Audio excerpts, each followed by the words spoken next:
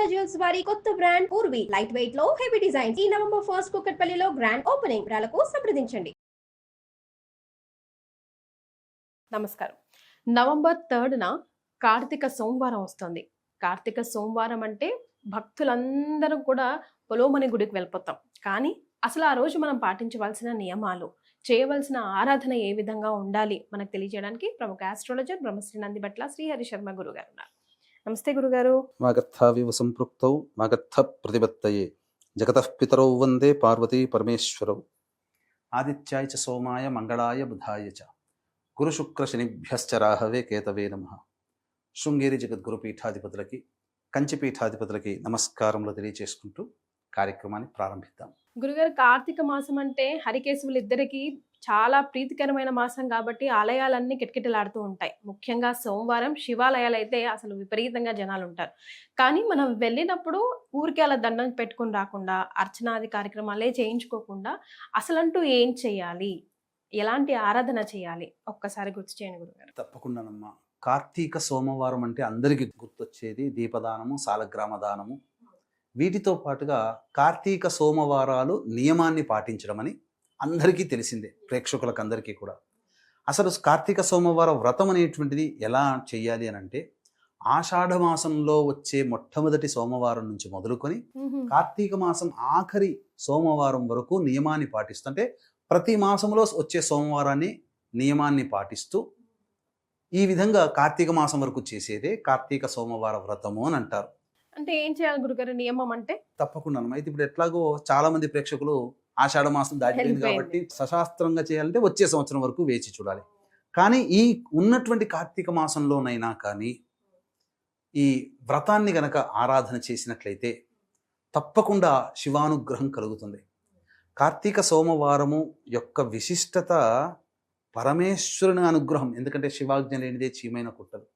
అటువంటి పరమేశ్వరుని యొక్క అనుగ్రహం కలిగిందనంటే, అంటే ఆయన అనుగ్రహము ఒక కోటి భాగం అనుకుందాం. ఆ కోటి భాగములో కోటి కోట్ల భాగము మన మీద పడితే మన తరతరాలు ఆనంద సుఖభోగ భాగ్యాలతో వర్ధిల్లుతాం.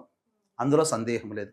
అటువంటి భాగ్యము పరమేశ్వరుని యొక్క అనుగ్రహం. అంటే ఊరికే ఇస్తాడా? మనము ఏదన్నా ఒక కష్టపడి ఒక 100 రూపాయలు సంపాదించాలంటే కష్టపడితే వస్తుంది, కానీ కళ్ళు మూచి కళ్ళు రాగానే ఇట్లా చేయబెట్టంగానే 100 రూపాయలు రావుగా.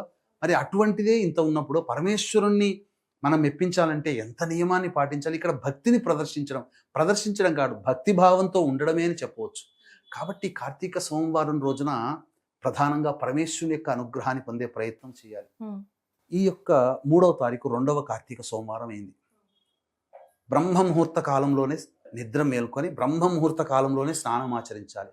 కైలాస మానస సరోవరంలో సప్తకాంతి పుంజాలు బ్రహ్మముహూర్త కాలంలో వచ్చి సరోవర నదీ స్నానం ఆచరించి తిరిగి కైలాసానికి వెళ్ళి ఈశ్వరుని అర్చిస్తాయి. అందుకే 7 కాంతి పుంజాలు దిగుతాయి, 7 కాంతి పుంజాలు మళ్ళీ వెళ్ళిపోతాయి. అది ఇప్పటికీ జరుగుతుంది అది. కాబట్టి 3 గంటలకల్లా లేచి కాలకృత్యాదులు తీర్చుకొని ఎవరైతే, అంటే ఇది చేయాలని నియమము, ఆరోగ్య పరిస్థితులు అనుకూలించిన వాళ్ళు సూర్యోదయం కంటే ముందైనా కానీ చేయవచ్చు. కానీ స్నానం ఆచరించగానే మొట్టమొదలు పూజా మందిరంలోకి వెళ్ళి శివ పరివార చిత్రపటానికి గన్నేరు పూలతో కానీ మల్లె పూలతో కానీ మాల వేసి ఆవునేతితో దీపారాధన చేసి, శివలింగం ఉంటే గనక శివలింగానికి శివాయ నమః అంటూ అభిషేకము చేసి, తదనంతరం శివ సహస్రనామ పారాయణం చేసి ఈశ్వరునికి ప్రీతికరమైనటువంటిది ఏదైనా కానీ అన్ని నైవేద్యాలు స్వీకరిస్తాడు, నైవేద్యంగా పెట్టవచ్చు.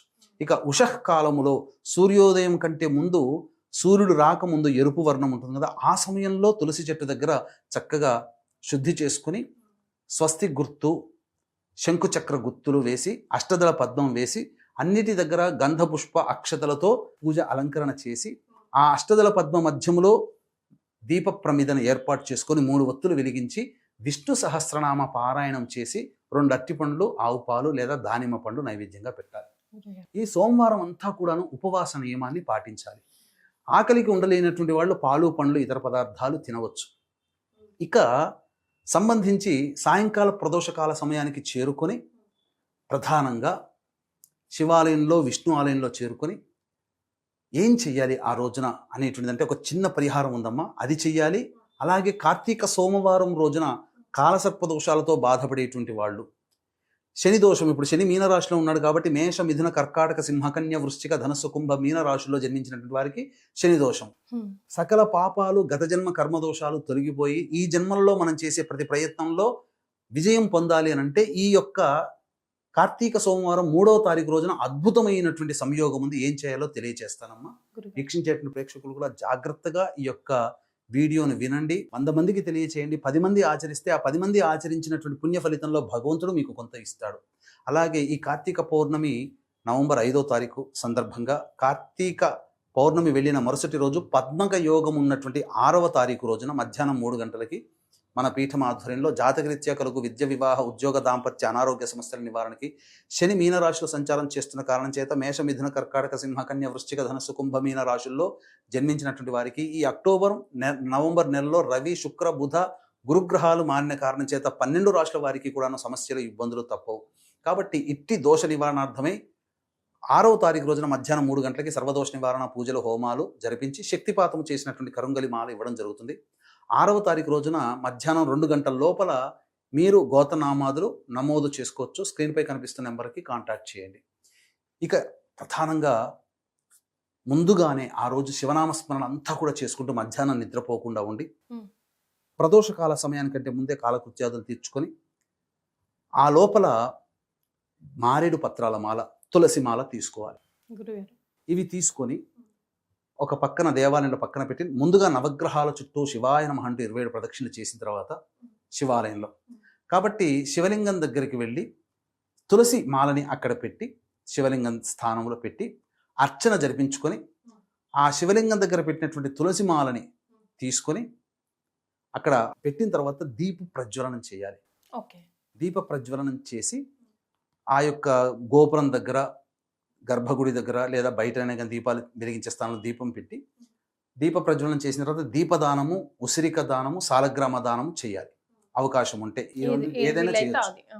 ఇక అయిన తర్వాత మళ్ళీ విష్ణు ఆలయానికి చేరుకొని ఆ విష్ణు ఆలయంలో తులసి మాల ఆ విష్ణువుకి సమర్పించి ఆ విష్ణు దగ్గర మారేడు దళాల మాల పెట్టి అర్చన జరిపించుకున్న తర్వాత మళ్ళీ ఆ విష్ణు ఆలయంలో దీప ప్రజ్వలనం చేసి అక్కడ కూడా అవకాశం ఉంటే ఉసిరిక దానము, దీపదానము, సాలగ్రామ దానం చేయవచ్చు.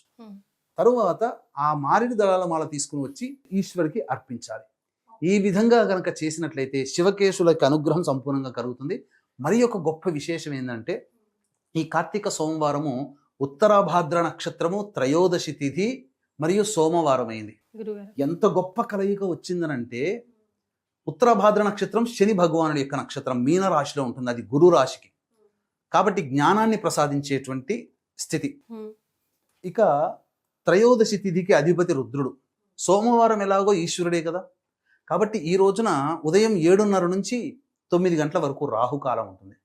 ఈ రాహుకాలంలో శని దోషముతో కానీ, కాలసర్ప దోషముతో కానీ, లేదా జటిలమైన సమస్యలతో బాధపడుతున్నటువంటి వాళ్ళు ఎవరైతే ఉంటారో వాళ్ళు ఆ రోజున ఆ 7:30 నుంచి 9 గంటల మధ్య కాలంలో పరమేశ్వరుడికి కానీ, శనైశ్వరుడికి కానీ, కాలభైరుడికి కానీ నువ్వుల నూనె లేదా ఆవ నూనెతో అభిషేకము జరిపించి నీలిరంగు పుష్పాలు అనగా చామంతి పుష్పాలు కావచ్చు, శంకు పుష్పాలు కావచ్చు, వీటితో అర్చన చేస్తే అచిరకాలంలోనే వాళ్ళ యొక్క సమస్య పరిష్కారం అవుతుంది. అసలు చెప్పాలి అనంటే మానవులకి ఎందుకు సమస్యలు వస్తున్నాయి అనంటే గత జన్మలలో చేసినటువంటి పాపకర్మ ప్రభావాలే ఈ జన్మలో సమస్యలు ఎదుర్కొంటాం, అనారోగ్యమైన సమస్యలైనా. అటువంటివి అనుభవించడానికి గ్రహాలు ఏ ఏ స్థానాల్లో ఉంటే మనం ఆ పూర్వజన్మ కర్మ ఫలితాన్ని అనుభవించే విధంగా గ్రహాలు సంచారం చేస్తున్నప్పుడు మనం జన్మించాలో రాసిపెట్టి ఉంటుంది. ఆ దోష ప్రభావం అంతా తొలగిపోయి అపసవ్య దిశలో అవయోగాన్ని కలిగించే గ్రహాలు మనకు శుభ ఫలితాన్ని ఇస్తాయి. ఇది జరిగేటువంటి యోగక్రమం ఈ కార్తీక సోమవారం రోజున ఆచరించాల్సినటువంటి. కాబట్టి విధి విధానంగా ఈ వీడియో అంతా ఆశాంతంగా విని అర్థం చేసుకొని 100 మందికి షేర్ చేయండి, తెలపండి. అందులో 10 మంది ఆచరించిన ఆ 10 మంది పుణ్య ఫలితంలో మీకు కొంత కలుగుతుందని చెప్పడంలో ఏమాత్రం సందేహం లేదు. అలాగే కార్తీక మాసంలో నవంబర్ 6వ తారీఖు రోజున పద్మక యోగం ఉన్నటువంటి సందర్భంగా మహిమాన్విత కాశీ క్షేత్రంలో జరిగే సర్వదోష నివారణ పూజల హోమాల్లో మీరు గోతనామాదులు నమోదు చేసుకొని శక్తిపాతం చేసినటువంటి కరుంగలిమాలని పొందవచ్చు. చాలా సంతోషం గురుగారు. కార్తీక సోమవారాన్ని మేమంతా ఎలా సద్వినియోగం చేసుకోవాలో తెలియజేశారు. ధన్యవాదాలు. సర్వం శ్రీ ఉమామహేశ్వర పర బ్రహ్మార్పణమస్తు.